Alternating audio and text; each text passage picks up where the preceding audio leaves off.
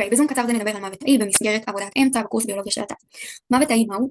תהליך ביולוגי בו אתה עובר הרס בצורה מבוקרת וקשור להפעלה של מסלולים גנטיים המתבצע בתהליך קפדני. מוות תאי מחולק לשני סוגים עיקריים, יש לנו מוות תאי מתוכנן או בשמו המוכר והידוע אפופטוזיס, ומוות תאי שאינו מתוכנן בשמו המקובל נקרוזיס. באיור המוצג ניתן לראות תמונות ממיקרוסקופ אלקטרונים בשלבים שונים של בוא נצלול פנימה לכל אחד מהמנגנונים. אז מוות תאי מתוכנן אפופטוזיס, תוצאה של רצף תהליכים מבוקרים בגילה, התפתחות ותחזוקה של היצור הרב תאי, והוא הכרחי לקיום האורגניזם השלם.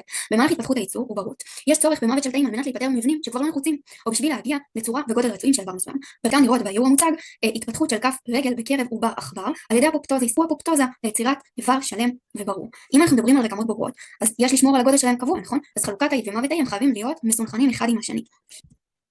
אוקיי, אז אפופטוזיס תאים שמתים כתוצאה מאפופטוזה הם מראים שינויים מורפולוגיים ייחודיים הכוללים התכווצות ודחיסה, שלד התא עובר התפרקות, המעטפת הגרעינית מפורקת, והכרומטין עובר דחיסה ופרגמנטציה. לעיתים נותרות בליטות בממברנה שניתקות מהתא ויוצרות חלקיקים עטופי ממברנה המכונים גופים אפופטוטיים. התאים האפופטוטיים עוברים שינוי בממברנה, כוללים מעבר של פוספטידיל ספרין לצד החיצוני של הממברנה ומסמנים לתאי מערכת החיסון המקרופאגים על מות התא וגורמים לבלייתו פגוציטוזה בשביל למנוע מצב של התפוצצות ופליטת תוכן התא לסביבה, כתוצאה מכך גם לדלקת מקומית.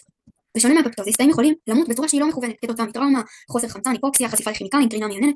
לנקרוזיס יש מאפיינים שונים בתהליך האפופטוזה. כחלק מהמאפיינים הבולטים של תהליך הנקרוזיס, התא מתנפח ומתפוצץ, כתוצאה מכך יש שפיכה של התוכן הפנימי שלו לרקמה וממילא מוביל לדלקת מקומית. במרבית הפעמים תהליך הנקרוזיס הוא מתרחש כתוצאה מדילול של מאגרי אנרגיה המובילים לפגמים מטאבוליים ועיבוי מפלי איונים הקיימים בין צידי הממברנה. סוג נוסף של נקרוזיס הוא נקרופטוזיס, הוא בעצם משלב מאפיינים של האפופטוזיס מחד, ואילו מאידך הוא משלב מאפיינים של נקרוזה, אשר נובעות מסיגנלים של תאים שכנים בתגובה לתנאי הקה ומוביל לפיצוץ מבוקר של התא ושפיכת תכולתו שלבסוף מעוררת את המערכת חיסונית שבעצם מסייעת. אז אם נסכם את המאפיינים של האפופטוזיס מול נקרוזיס, הרי שנוכל לראות שיש בעצם מאפיינים שונים של קספזות. תהליך האפופטוזיס משופע על ידי קפקזות. קפקזות הם משפחה של אנזימים שמפרקי חלבונים, פותחים חלבונים רבים בתא, ובסוף הם מובילות אל מותו. שמן של הקספזות נובע מכך שבאתר הפעיל שלהם נמצאה חומצה אמינית ציסטאינית, ומכאן חלק של ציסטאין דפנדנט. היא חותכת את חלבון המטרה בצורה ספציפית, אך ורק לאחר חומצה אמינית אספרטית, ומכאן חלק של אספרטה ספציפית. הקספזות מחולקות לשני סוגים, יש לנו את הקספזות המשפלות, ויש לנו את הקספזות המבצעות. בשלב ראשוני, הקספזות מסונתזות כפרוקורסורים לא פעילים, המורכבות מתת יחידה גדולה ותת יחידה קטנה שנפרדות זו מזו. כאשר התת יחידות נפרדות זו מזו, האנזים לא פעיל. זה בעצם המשפלות. כדי שהאנזים ישופעל, יש צורך בחיבור של תתי היחידות, בעצם דימריזציה, באמצעות חלבונים מתאמים אדפטורס פרוטאין. לאחר קבלת סיגנל של אפופטוזיס, תת היחידות, תת יחידה גדולה ותת יחידה קטנה מתחברות אחת לשנייה, ביחד עם חלבון אדפטור, והן עוברות דימריזציה. הקספז היוזם חותך את הקספז המבצע באזור הקישור שבין תת היחידות שלו. החיתוך הזה גורם לשינוי מרחבי, מודיפיקציה מרחבית, הוא פותח את האתר הפעיל שלו ומשפל אותו. לאחר שיפולן, הקספזות המבצעות מזרזות את החיתוך של חלבונים רבים בתא, מה שמוביל בסופו של דבר למות. קספזות משפלות הן קספז 8 וקספז 9, ואילו קספזות מבצעות זה קספז 3, 6 ו7, כאשר 3 הוא המרכזי בדרך כלל.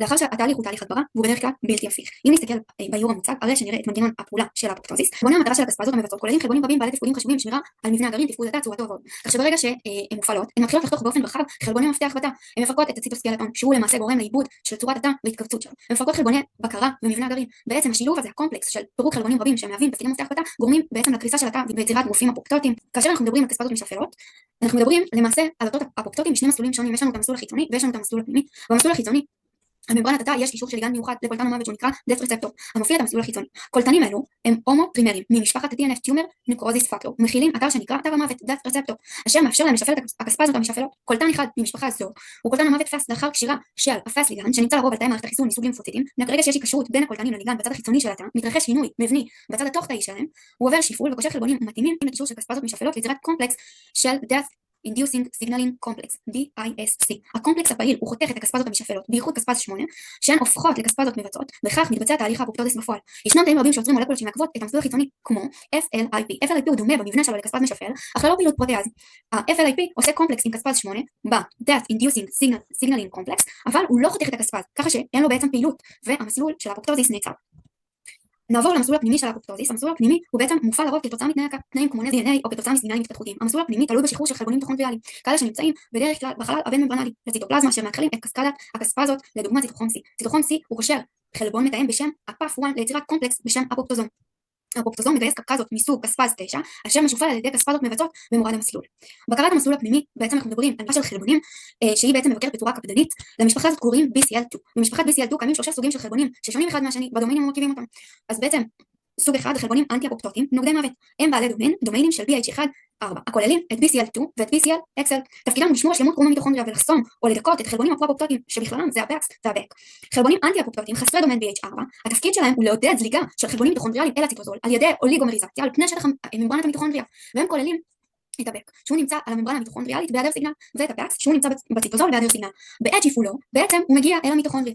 נעבור לסוג שני, חלבונים פרו-אפופטוטיים אפקטורים שבעצם הם מקדמי מוות, החלבונים BAX ו-BEC, כשהם מופעלים הם נודדים לקרום המיטוכונדריה החיצוני, עוברים הצמדה או אוליגומריזציה ויוצרים נקבוביות או תעלות על גבי הממברנה החיצונית, מה שגורם למיטוכונדריה לצאת החוצה וממילא להיות מזוהה, וכמובן לעבור את קסקדת תהליכים של אפופטוזה שמוביל למוות תאי. חלבונים חיצוניים מסוג BH3 only הם בעלי דומיין BH3, הם כוללים חלבונים רבים ביניהם נוקסה, פומה, ביד, באד, בים, מגיבים לסיגנלים אפופטוטיים ותפקידם מחד הוא לעכב את החלבונים האנטי-אפופטוטיים, אבל מאידך חלקם מקדמים אוליגומריזציה של הפרופופטוטיים, כך שלמעשה מהווים את הקישור בין הסיגנל האפופטוטי, זאת אומרת החיצוני, למסלול הפנימי. חלבונים שונים מגיבים לסיגנלים שונים.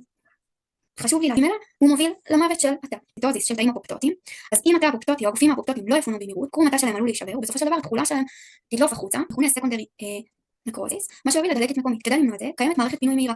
תאים ממערכת החיסון מקופלים, הם מזהים את הפוספטידילסרין, בעצם את האות של האיטמי סיגנל, באמצעות רצפטורים על גבי הפגוצית, או באופן עקיף דרך חלבונים מקשרים. הקישור מוביל לבליעה של הגופיף האפופטוטי לתוך בועית תוך תאית הנקרא פגוזום. הפגוזום מתמזג עם הליזוזום ליצירת פגוליזוזום, שבו אנזימי הליזוזום מחומצים, מפרקים וממחזרים את רכיבי התא המת בשקט ומבלי לעורר דלקת מקומית. מוות תאי אוטופגיה, אכילה עצמית, בבסיסה היא תהליך קטבולי הישרדותי המאפשר לתא לפרק עברונים פגומים וחלבונים ישנים כדי לייצר אנרגיה תחת תנאי עקה כמו רעב או זיהום נגיפי. עם זאת, במצבים מסוימים היא מועברת במוות תאי מחולקת לשני סוגים: מוות תאי תלוי אוטופגיה, מוות המוצר פועל על ידי המנגנון האוטופגי בלבד. בתהליך זה התא מייצר כמות עצומה של אוטופגוזומים ואוטוליזוזומים המפרקים את רכיבי הציטופלזמה בצורה מסיבית ולא סלקטיבית. זה כולל מיטופגיה קיצונית, פירוק סלקטיבי והמוני של המיטוכונדריות בתא, דבר המוביל למחסור חמור באנרגיית ATP ולמוות התא. ובעצם הסוג השני זה מוות תאי בתיווך אוטופגיה, מתרחש כאשר האוטופגיה משמשת כלי עזר שמפעיל מסלול מוות אחרים כמו אפופטוזיס או נקרוטוזיס. אוקיי, אז אני עוברת לחלק השני, מחלה שנובעת מחוסר בקרה של מנגנוני המוות התאי. נדבר על סרטן. סרטן הוא שם כללי למחלות שונות שבהן תאי הגוף מתחלקים בצורה שהיא בלתי מבוקרת. אובדן בקרת התחלקות התאים נובעת בשל רצף מוטציות בגנים שלהם, והיא מעורבת בוויסות גדילה והתחלקות התא. באיור המוצג ניתן לראות את השלבים בהתפתחות הגידול הסרטני. שינויים גנטיים תורמים לסרטן נוטים להשפיע על שלושה סוגים עיקריים של גנים. יש את הפרוטואונקוגנים, יש גנים בדרכי גידול שזה טימוסופרסוגן, וגנים המעורבים בתיקון ה-DNA. פרוטואונקוגנים הם מעורבים בגדילה ובחלוקת תאים תקינה של התאים. התרחשות מוטציות בגנים אלה עשויה להקנות להם פעילות יתר ולהפוך אותם לאונקוגנים, מה שמאפשר לתאים לגדול ולהתרבות ללא בקרה.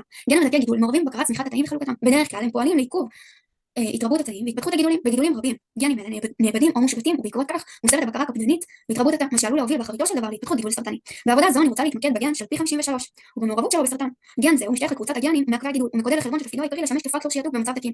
רמתו בתאים נמוכה מאוד, ורק לאחר גרימת נזק ל-DNA רמות הביטוי שלו בתא עולות. במידה והנזק שנגרם למידה תורשתי בתא הוא בר תיקון, גן זה יפעיל גנים שמחד יעצרו את מחזור ההתרבות התאית ובד בבד יפעיל את מנגנוני תיקון של ה-DNA. לאחר תיקון הנזק התא יחזור למעגל החלוקה התקין שלו.